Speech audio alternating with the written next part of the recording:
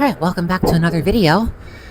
We are at Rochester International Airport right now, and I'm going back to Philly right now, but in a very interesting way.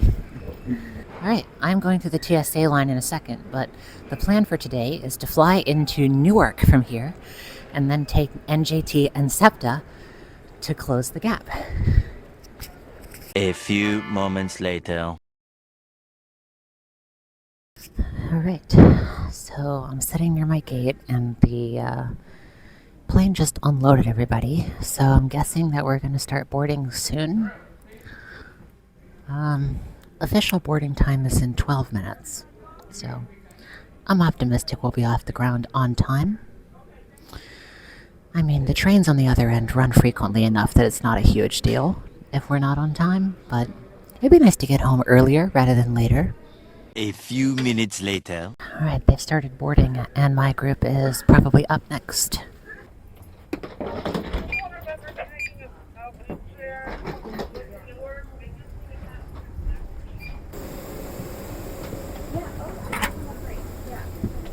Alright, I think we're getting ready to pull out. The flight was technically supposed to be leaving at 10:14. It is currently 10:16, but I think that ultimately it won't matter. And also, the projected flight time on my ticket is 70 minutes, and the pilot said it would be more like 50. So, not too bad. Rochester to Newark in 50 minutes.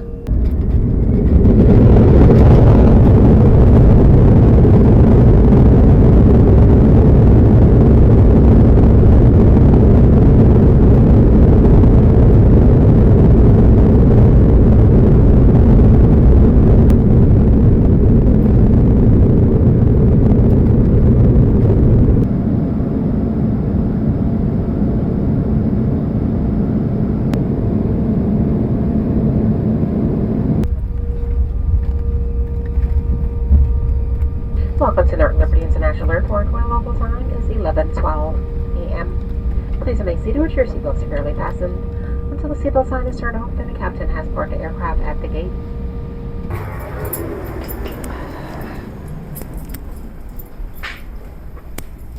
It's funny, this is almost a rite of passage to be in Newark Airport. Never been here before. As someone who lives in the Northeast and lives an urban lifestyle, maybe it should be expected that I should have been here, but nope. It is funny, everybody says Newark Airport is supposed to be really terrible. I don't notice anything egregious about it so far. Maybe that's just because I'm leaving, though. My main concern right now is that there's a Trenton Line train coming in 16 minutes. And the next one's not for like 73. So I would really like to make it out there in like 14 minutes. Not sure if that's possible, because Newark is a very large airport, evidently. But I'm hopeful. I mean, again, I've never been here before, and I didn't look up the internal layout, so I have no idea how long it's going to take me to get out there. And I'm hoping that I can get out there quickly so I don't have to wait for a train for an hour.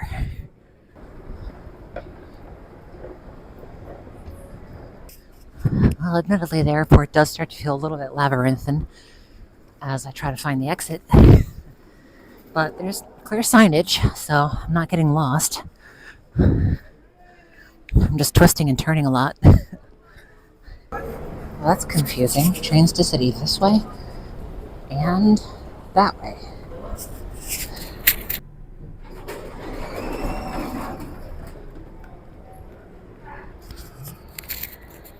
So I guess I have to take the air train over to the terminal, over to the train station. And we'll see when it comes. I'm not sure how frequent it is. Well, one's just leaving, which I didn't notice. But I mean, hey, look, they got platform screen doors here, just like in Atlanta. So that's nice. The air train is arriving for Terminal A, rental cars, and Terminal B. Please allow passengers to exit the train, then I got this one coming in, but that's going the wrong direction. Also, what's interesting is that this is a monorail. Monorails are almost always bad ideas. Look at that. Gives you a nice map. I'm going to go this way. The air train is The train is departing. Please hold on while the train is moving. The next stop is station E4. Parking, courtesy vehicles for rails and hotels, off-airport parking, and off-airport car rental, passenger pickup and drop-off.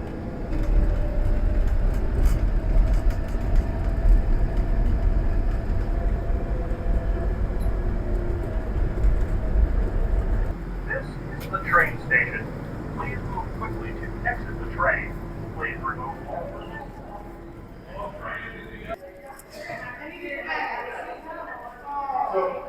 11:38 to Trenton, and 9 minutes on track 5.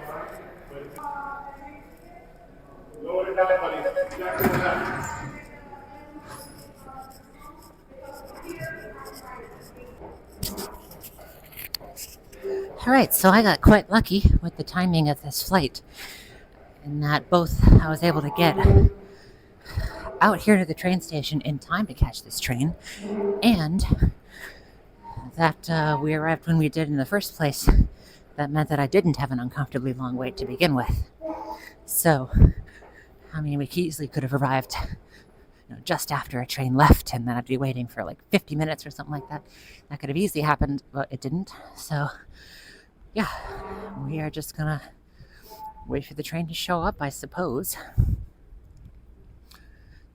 And we'll see if it finds the next one or if there's an Amtrak one next. I'm not sure what the case is really going to be, but it's kind of drizzling, so I'm probably not going to stand outside, but it is kind of interesting that they have this exposed open air seating area here. That is kind of interesting. Does this display board even work? Doesn't look like it. It's not switched on right now.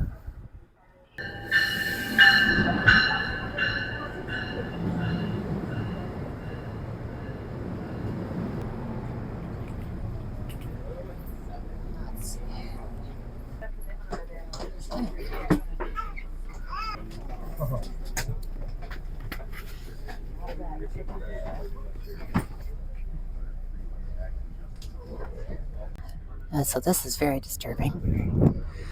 And this is sort of freaking me out a bit that we're going north, but we're not. We're going south. The next station is most certainly not Newark, Penn. So, I don't know what those signs are doing. Oh, look at that. Look what's passing by.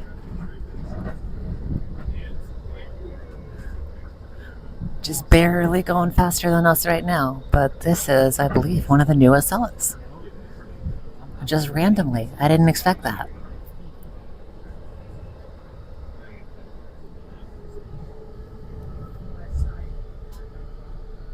Yeah, look at that. There it goes.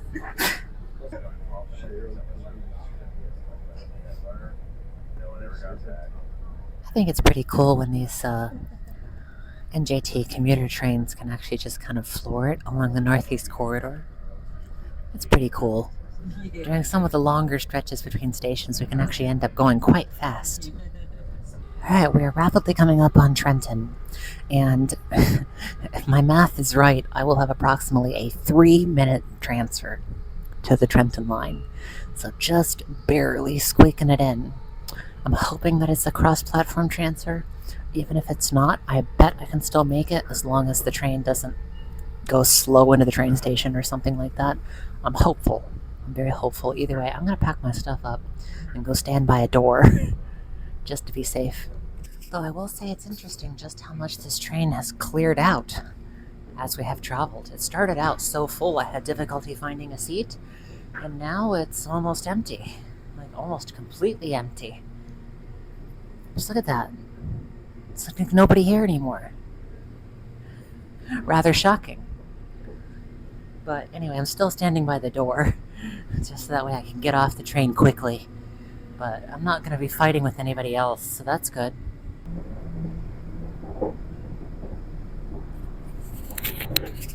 Oh dear, it looks like it might not be a cross-platform transfer. I might have to go up and then come back down.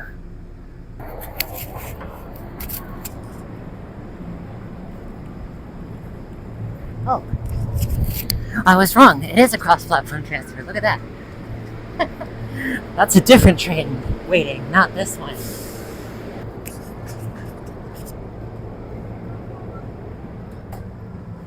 Alright, I'll take that. And we're probably going to leave in like I said, like 2 or 3 minutes. But that was seamless. Much more seamless than I thought. Yeah, the other train sitting over on the other tracks, I'm assuming that's like either the previous run or the next run. I guess it is cross-platform transfer. Alright, cool. Alright, here we go. Right on time. It is exactly, well, almost exactly. It's 1:04 p.m. Right on schedule. I mean, maybe I should have picked a window seat. I mean, this is okay. I don't care. But I'll just point the camera out the door that way.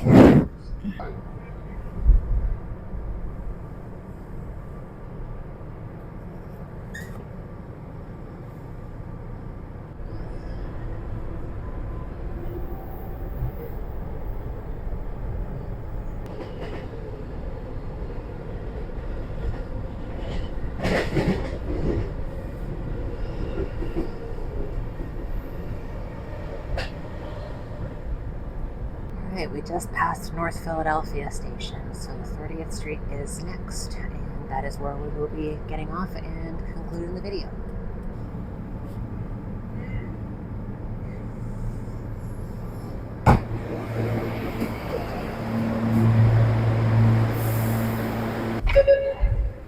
There's the gate. The current time is 1:55, and we showed up at the airport in Rochester at 8:45.